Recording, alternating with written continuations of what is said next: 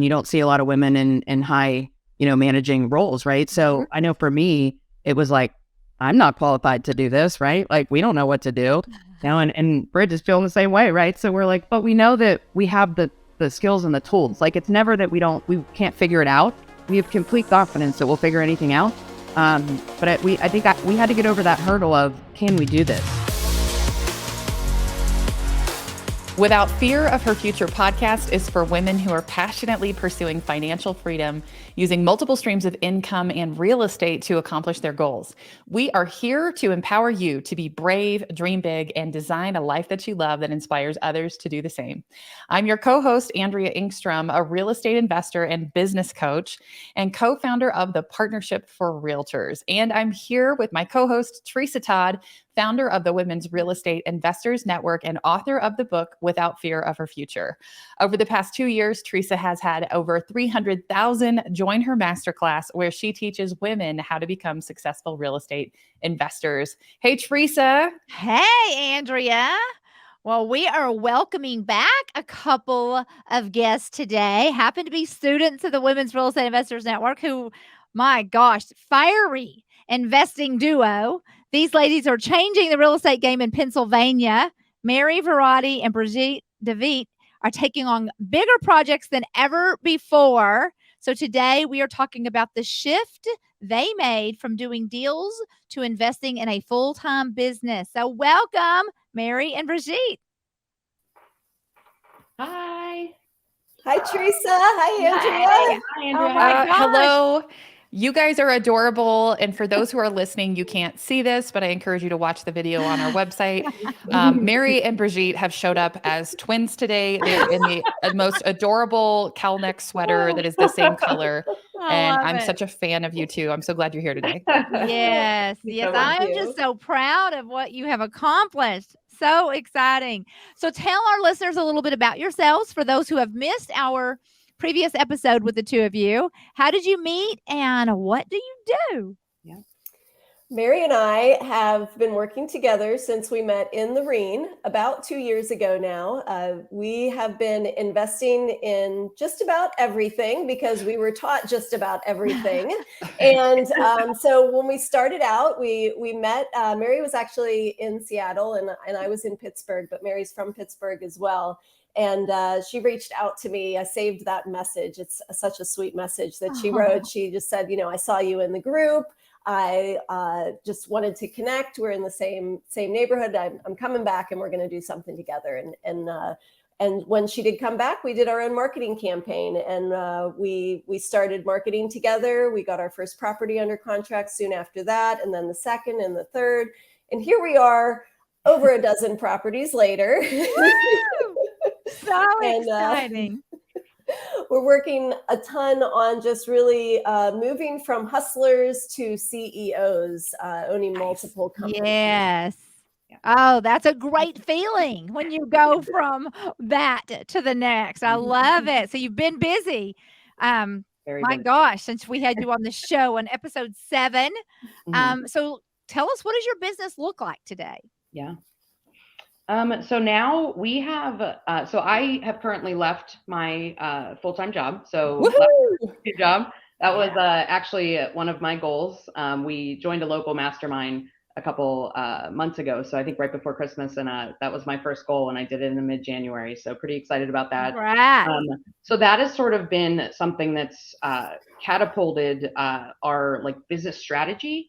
I think is what I'd like to call it. And we really focus on scaling, and I know we'll probably talk about the details later, but we really focus on how do we stop working in the business as much, right? And for us, we know that was adding people to our team, right? We were struggling to just keep the administrative stuff where it needed to be, but then also, be the leaders that we need to be, on projects and things like that. So we started looking at folks that we've worked with in the past and had a couple people join our team. So we've built out an acquisition team, which is pretty cool. So I'm heading that up, and we're learning a lot as we go. And we're starting to really kick off some much larger marketing campaigns now with that team. Brigitte is working on building out our rental property management company. that's going to do all of our management ourselves and save us a ton of money.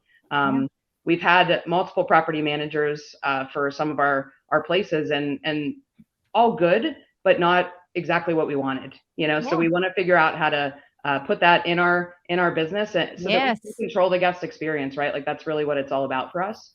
So yeah, just scaling like crazy. I feel like we're running a completely different business now than we were 12 months ago. Oh, I love it. So what do you feel like was the shift that happened?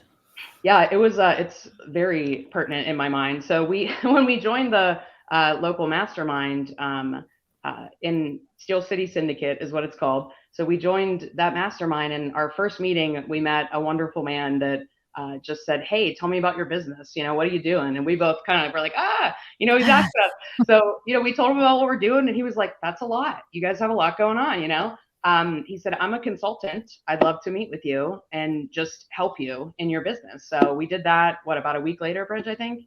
And he said to us, you need to stop just buying properties and you need to start running your business. And it just clicked in our heads. And we said, "You're 1,000% right." Yeah. We needed you to say those words to us, right? And everything started just making more sense after that. I think that was sort of what we were feeling in our business. We just didn't know what it was yet, and everything changed after that. We just started to think differently and, read about Systemology is my new favorite book, just about systemizing your business, because that's what I love to do and what I did in my old job. So I was like, let's organize and prioritize, right? So I think it was applying those strategies, and we're just continuing to do that now, right? So we're just building and scaling and finding people that can help us do that. Beautiful. I love it. Sometimes it's and it's funny because you said something so simple, but it was like the right thing at the right time. That when that person said that to you, it was like, oh, and it shifted, and it created that internal shift. And I love that you're continuing to grow and learn. So one of the things I'm most excited to hear about with you all, and we'll come back to more of that, like building the business piece of it, but tell us about the hotel project. This is something that so many of our listeners I know are going to just go crazy for, because it's like, when you describe it, it's like the dream. Okay. So tell us what you're working on. I'm so excited to talk about this. The hotel project, I think, really, it came about because Mary and I told each other we need to get into another space in real estate. We need to build more quickly. We need to keep our momentum up, and we need to look at multifamily and even more apartment type style buildings. And at the same time, I had been introduced to a contractor at a wedding, just randomly, who had recently done a bid for a hotel in Lawrenceville, which is a super hip, trendy, beautiful neighborhood in Pittsburgh. And there are not hotels there. And this is a historic district. This is a building with a lot of history and character, and also a lot of problems to solve. And right away, I thought, well, that's what I was taught how to do, is to solve problems to make the deal work. And we've been working on this deal since July. And that's how many just, really kind of intricacies and problems and partnerships and transfers of licenses. There's just so much involved. And we were prepared to take that on because we had spent the last year and a half doing that, with solving problems with homeowners and learning how to buy properties in all different kinds of ways. So it was really just another way for us to add to our tool belt and really build our business. And the owner of the hotel, his name is Jimmy. He's a dear man. His family has owned the hotel for many decades. He didn't want to see the hotel turn into another vanilla shell with some condos and a retail space in the bottom floor. And I saw that. I saw the importance of that building and what it meant to that neighborhood and that community.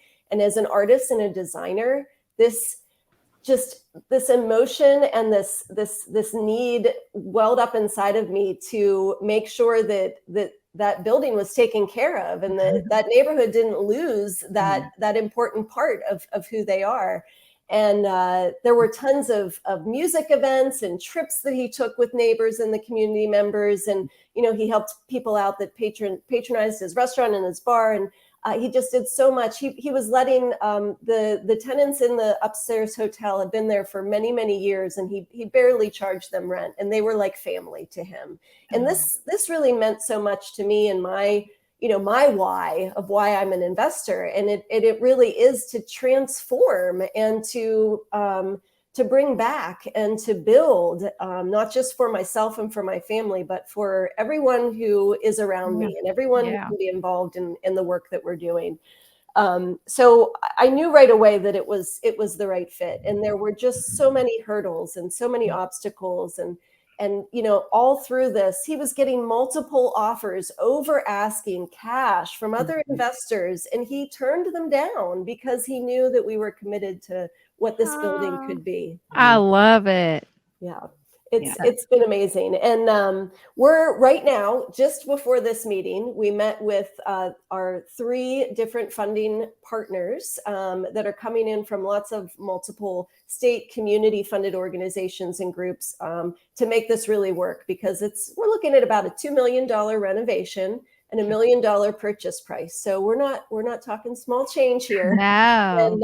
And everybody's on board because they believe, as we do, that this is important and this can make a difference. This project is more than just numbers, but the numbers are awesome too. We're looking at a $4.5 million ARV, and we're going to have 15 rooms. We're going to add an elevator. There's going to be accessibility for the hotel. The design is going to be through the roof on this place. Of course. It's going to be boutique. It's going to be all about design and art and music. We're going to have 2 spaces that are for affordable housing. We're going to have a veterans house. There's a back house that we're going to have for veterans. And we're also doing a studio efficiency in the house that's behind the amphitheater where musicians will come and play. And that's going to be rented at an affordable rate for an artist in residence who will also perform for the Needs Hotel. Needs Hotel has its own band. It has such a history and such a connection to this neighborhood that it's gonna just continue to revitalize Pittsburgh and keep the history alive and keep the music and the love and the community alive. And we are so honored and excited and feel like, it was meant to be for us to get this. And we have amazing partners on the bar restaurant. So one of the problems we had to solve is you have to have a owner who's going to operate the bar restaurant and also own the building. So we couldn't lease it out with the licensing that's involved with the hotel. We have to have an owner operator. And luckily there's an amazing gang down the street that owns a bar restaurant event space that has also impacted this neighborhood greatly in the last decade. And they had the hotel under contract before COVID, but because of COVID, they had to cancel that to focus on their business that they already had up and running. And it just happened to be perfect timing that we came back into the picture and had this amazing vision for what the hotel space could be. And to connect that with their vision for the bar restaurant, it was a perfect fit. Yeah. Wow. Wow. I love when students are successful. I mean, that just makes my heart happy. But then when I also hear them making impact, because that's what we're all about at the Women's Real Estate Investors. It's not just about us making money. It is. We want to create wealth. We want to get out of debt. We want all those things. But it's also about making impact. And that is exactly what y'all are doing. And I could just feel your passion about it. And I cannot wait to see it. I want to come visit. It sounds amazing. Amazing. Well, tell us what you've learned about yourselves as individuals in this process. I'll go first. So I think imposter syndrome is real, right? And can be something I think that paralyzes specifically a lot of women, right? Yeah. Because I think a lot of us come from backgrounds where highly male dominated, and you don't see a lot of women in high, managing roles, right? So I know for me, it was like, I'm not qualified to do this, right? Like, we don't know what to do, and Bridge is feeling the same way, right? So we're like, but we know that we have the skills and the tools. Like, it's never that we can't figure it out. we have complete confidence that we'll figure anything out. Yeah. But I think we had to get over that hurdle of, can we do this? Right. Yeah. And just kind of battle the imposter syndrome. And I think it's something that'll always come up at certain points in our lives. Right. But I think if we're not challenging and we're not in those situations, then we're not growing. So I agree. Mm-hmm. Yeah, How about you, Brigitte? I would certainly add to that it has strengthened our partnership to such an extent to work on a project this size, because you have to have so much trust in the people that you're working with, that they are doing what they say they're going to do, and that they also trust you. You also have to be really willing to be vulnerable, to accept that you are going to make lots of mistakes, and you're going to have to figure out how to recover from those mistakes and keep moving forward. I would be lying if I said there were not multiple times in this project where I told myself, I have no idea how we're going to do this. But I keep saying that we're doing it, and so it's going to happen, because when I tell myself that I'm going to do something, I do it. And as long as I keep saying that, and I follow the steps, and I take action, and I don't get paralyzed and stop, then there will be an outcome. Yes. And I can't control that outcome. It might not be what I'm hoping, but it is a step to the next place. And every time I make a step, I know that I'm moving forward. And you just keep chipping away at it and chipping away at it. And over time, you see the progress. I thought in July, we could probably have this, all figured out and closed by January. Adorable. One of the properties. We did. Yeah. We did the first parcel. We closed on the first parcel the beginning of January. But I had to tell myself that to be able to even think that I could do it. You have to tell yourself whatever you believe at that time. You don't lie. You don't make things up. You say, I believe that I can do this. And then you do everything you can to make that happen. Absolutely. And don't fall apart if it doesn't happen. Right. Yeah. Right. Or just briefly, you can fall apart, but then you've got to put it all back together. That's exactly right. The next step.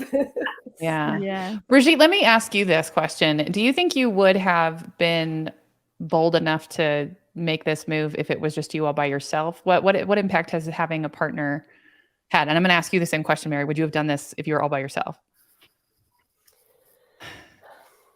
No, there's no way. There's no way I would have done this all by myself. I think after going through all of this, I could even tell myself, well, now I could do this by myself, right? It's like I have all of the knowledge, so I know how to do it. But the experience that we have together tells me the exact opposite. I need my partner even more now than ever because of what we have accomplished together, not because of what we could accomplish by ourselves. Right. Oh, I love it. Right answer. I love it. Mary, how about you? What advice would you give to someone who is looking to find a partner to build a business with? What should they look for? Yeah.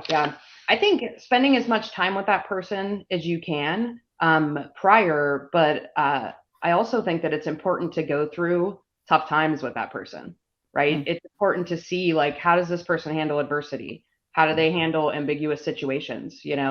That's when true colors come out, right? And your passion may come out the wrong way, right? You may decide this isn't somebody that can handle tough times or challenges, so maybe they're not the right partner for me, right? We didn't do that at all, which is why I'm so passionate about doing that. And I think that we tell ourselves every day, and thank God that we found each other, because we're sisters, right? And that has been a really easy relationship for us, but we're not naive that that's not every relationship, right? Yeah. And we have had a few partners that have joined us for a couple projects and it didn't work out, right? And what we didn't do was, really work with those people to go through some projects together through a JV type of agreement instead. And I think we would be in a different place with those partnerships had we done that. Yes. Yeah, I agree. I just wanted to know, she said they're sisters. They're not like literally sisters. No, not real sisters. They became sisters. They became dress alike today. Yeah. And that is incredible. And you didn't start out with this huge project. You did start out doing other projects. Mhm. So you got to know each other. Yeah, You realized that you could work together, and then you moved into this huge project together. So, Yep.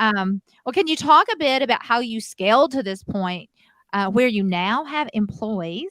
How Mhm. did you determine? I know you already mentioned a little bit, someone spoke it to you, but then when it was time and know that you needed to get help with this, so Yeah. you could go to that next level. Yeah. I think so.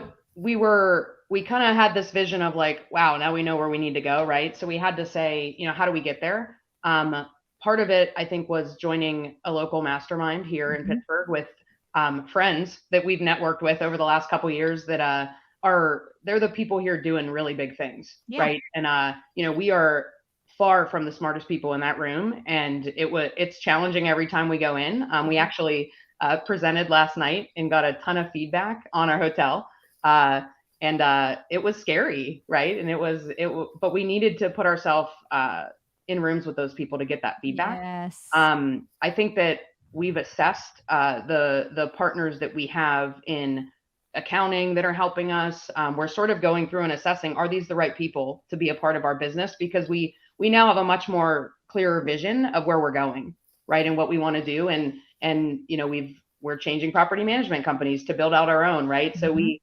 actually met in December. We didn't meet, but we went on a retreat. The gentleman that we worked with also gave us that advice. He said, you guys need to plan and make some goals, right? Yeah. So we went in December on that retreat. We kind of hit ourselves for 2 days from family and friends. And we came out of it with our 2023 goals. We came out of it knowing that we aren't going to say yes to everything anymore, right? Like we know what we're focused on now. So I think part of what is helping us scale right now is every decision we make, we talk about, does this align with our goals? Right. And that doesn't mean that we may not change goals or something if there's an opportunity that comes up, but we're aligning everything to those goals. And that's sort of our North Star, right? Before we were just like, we didn't know what our goals were. It was like, buy everything and, hope to make money someday. Right. Like it's really fun. But I think we're just trying little things like that to really just keep us focused on where we're going as a business. And it's working well so far. Wow. I would say, Mary, you just said so many things that are just golden right there. First of all, just want to say this. You were so coachable, both of you. You just did the next thing. And, even like when you start out, that's exactly what I think you should do. Just buy everything that's a true deal. Buy things, right. Just buy it. Then, figure it out, start making some money.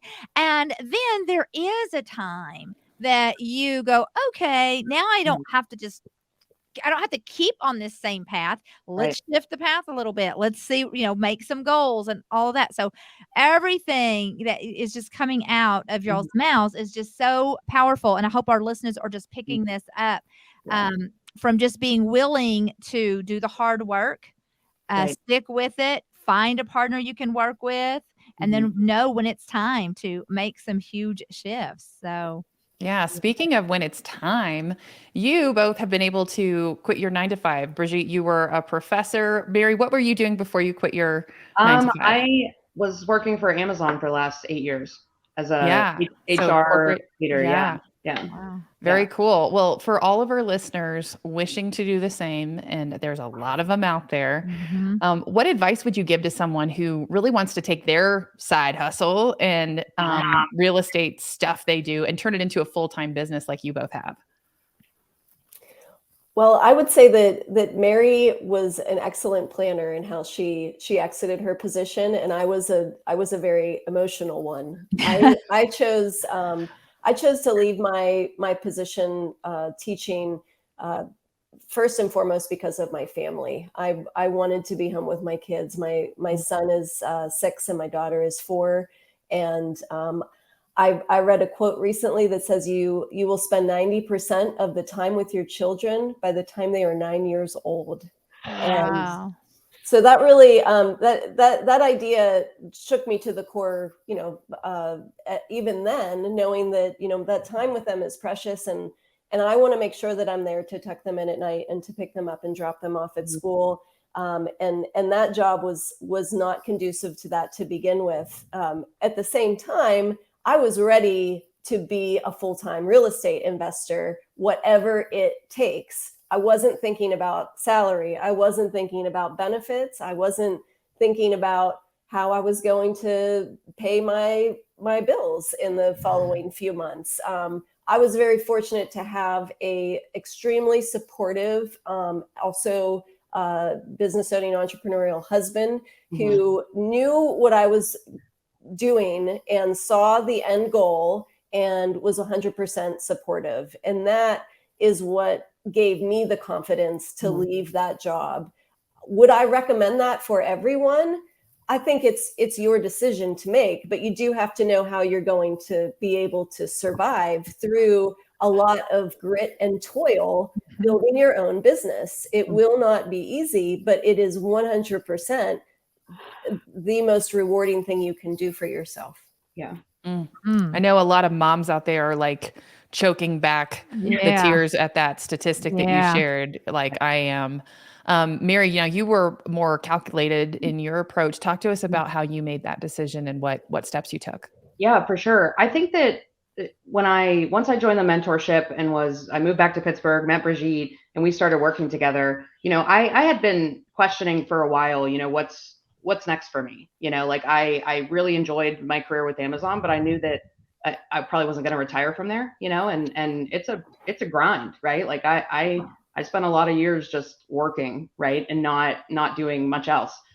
So when I decided, okay, it's not when am I, or it's not am I leaving, it's when, right? I had to really think about what does that look like. Also leaving a fantastic salary, right? Like those are real scary things, right? We have bills, not having a salary monthly, right? Like that's a little scary. So what I did is I just kind of said, all right, let me problem solve for myself a little bit. So, so I said, okay, I want to be able to, it's not realistic to pretend that I'm going to supplement my salary right away, right? It's not realistic. I think that I'll do it quicker than most, just because of the scale that we're doing. But I know that how am I going to live, right? What's going to pay my bills? So I spent, I was lucky and grateful that, part of our compensation package with Amazon is stock. And I really never spent any of it. So we've been using some for our company, but I also said, okay, like, that's something that I want to have set aside, as like an emergency fund, or what am I going to need to pay my bills and my mortgage for a year, right? And I worked on getting that in an account so that if worst case scenario, we make zero money, right, that I'm going to still have a roof over my head and be able to pay my bills. So that was probably my number one focus, and just determining where I can cut in my personal life too, right? I had a great salary for a long time, and you kind of get used to living at a certain level, so changing some of that and really just truly looking at what are the important things that I need to still spend money on, and what are the things that I can give up for a little bit of time, and then it was really just deciding. The hardest part for me was leaving my team. A lot of them I've worked with for years, and it becomes a family when you go through a lot of stuff together, so I think that for me was the hardest part. It was easy to leave the role. I was like, I just want to leave the people, but I took some time off too last year. I took a medical leave of absence just to work on mental and physical health from Amazon, and couldn't step away from our business, so that continued. And I think it just really gave us both a view of what it would look like with me 1,000% in the business, right? And we were able to start scaling during that time. So it got to the point where I knew I was going to leave, but I said I just can't go back. Like where our momentum is rolling forward, and I can't stop it, right? So I've got to just set myself up for this. So it was about 6 months that I waited to leave, but finally did that after Christmas, and it was bittersweet. But I still talk to everybody, so it's great. But I think it's now allowing me to apply my business leadership to our business, right, and build it out that way. Yes. Yeah. Awesome. As you all have stepped into this new full-time role life change, talk to us about the habits for success that you've had to adopt individually to be able to keep moving forward and continue to create success. Yeah. Well, I would say that the biggest improvement that I have made in this whole journey is what I focus my time on, thinking about what I'm doing before I actually start doing it, so that I know there's value there. As an artist, I would love to be painting a wall. I cannot do that in my business and run my business. So it's really about the, all of the tasks that you do, and what are they making you on an hourly basis? What are you putting as what your value is of your time? And if you keep that always in the forefront of your mind, then you know what tasks to delegate and what tasks you're responsible for in your business. And the more you can delegate, the bigger those tasks can be that you can be responsible for to really continue to move your business forward. We use an app called Motion, which has been unbelievable in just task tracking, calendar, project management. Every time I have a task, hey, you got to do this. It doesn't matter if it's just like a 2-minute thing. I can't just stop what I'm doing to do that task. So it goes in my task tracker, and there's an algorithm that makes everything line up with your schedule, and it recalculates when you change your schedule. That keeps everything that I need to do on track, because timing is so important in this business. You cannot wait a day to do a piece of paperwork, because it turns into 2 days or 3 days. And then there's a person on the other end who has to do their job and send it back to you. So something might only take 3 days to get done, but it relies on you doing the steps in the process to keep it on track to do it most of the time. That's unbelievably important in our business, especially where we are with the number of projects we have. Yeah.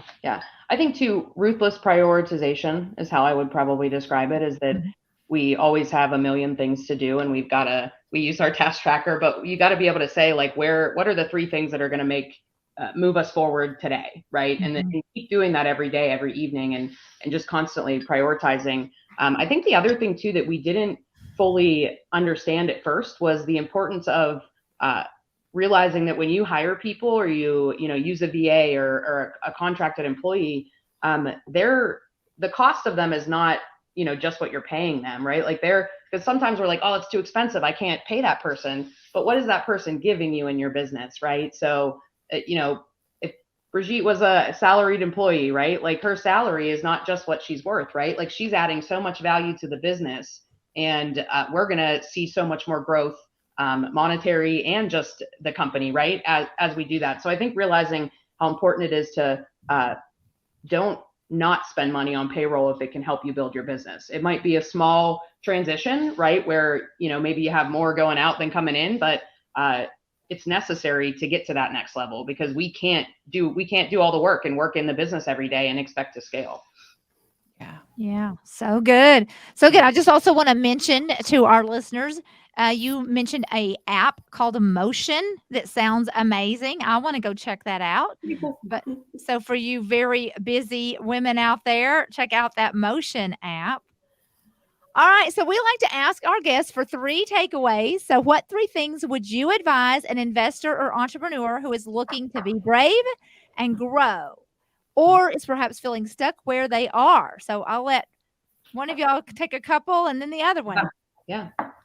I can start. So I have 3 things that I think are super important. Set clear goals and make sure that they're measurable. So you make sure they're SMART goals: when you're going to do it, how you're going to do it, what the benefit of it is, and then revisit those monthly, whatever you need to do to change them, because they more than likely won't be the same goal at the end of the year. Get around people that will level you up and challenge you and make you feel uncomfortable, right? Extremely important. I think I've always understood that concept, but experiencing it the last probably 4 or 5 months has truly just changed my mindset. And then I think never lose sight of how important your mental and physical health is. Like I shared earlier, I took a leave of absence because I got to a point where mentally and physically I was burnt out. I was doing 2 full-time jobs, and nobody wants to do that, right? Like, it's crazy. So I just finally said, what am I doing, right? And really just focused on that. And now I think it's part of our goals, right? It's part of, our goals aren't just about business things, they're about our families as well, and our personal lives. So incorporating that all together and then holding each other accountable to it. Powerful. Yeah. Well, Tresa, tell me your takeaways from Oh this my goodness. episode. I don't even know where to begin. But yeah, I'm going to just go with the very last thing you said about surrounding yourself with the right people. Mhm. I am such a believer in that. And I do think that some people don't get it until they've experienced it. I talk constantly about the masterminds that I am a part of, and getting in a room with other people that are smarter than you, that have bigger dreams than you, that are doing that is going to rub off on you. You're going to begin to believe and see what's possible. And that's what's going to take us to the next level. But so it's so much easier to stay where you're comfortable. Right. You know, just hanging out with people that are doing exactly what you're doing. It's just more comfortable. But so that was a huge takeaway.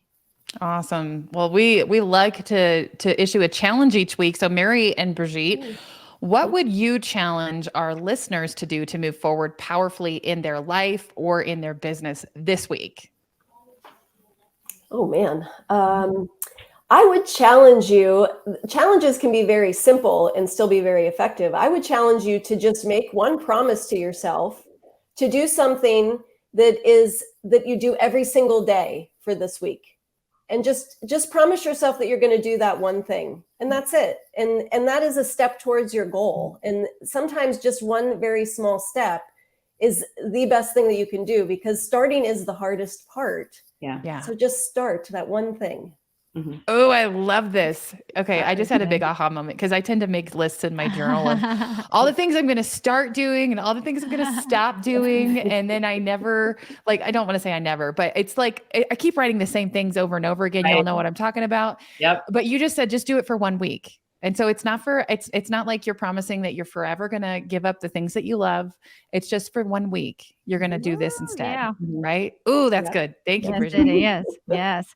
Oh my goodness. Both of you I know that our listeners are feeling excited, inspired of what is possible.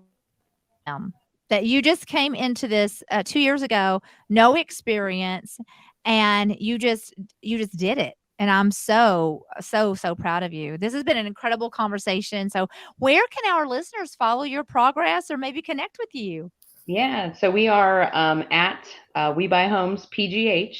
PGH is the abbreviation for Pittsburgh. On Instagram and on Facebook. Say it again. At We Buy Homes PGH. All right. Awesome. Well, amazing. Thank you so much for coming back on the podcast with us today. You're our first follow-up story that we've had because you're doing such amazing things and we're proud of honored. you. Absolutely honored. Awesome. Well, if you, our listeners, heard something that helped you today, share this podcast with a sister, hit follow, share Mary and Brigitte's story with a gal that you would love to see pursuing her dreams. All right. Well, and if you are ready to create the life you've always desired through investing in real estate, time is running out to reserve your seat for the Without Fear of Her Future Masterclass. So the link to save your seat is in the show notes of this episode. All right. Thank you, everyone, for joining us today, especially you, Mary and Brigitte. Love to see you today. And on behalf of the Women's Real Estate Investors Network and Tresa Todd, I'm Andrea Engstrom, encouraging you to be brave and dream big.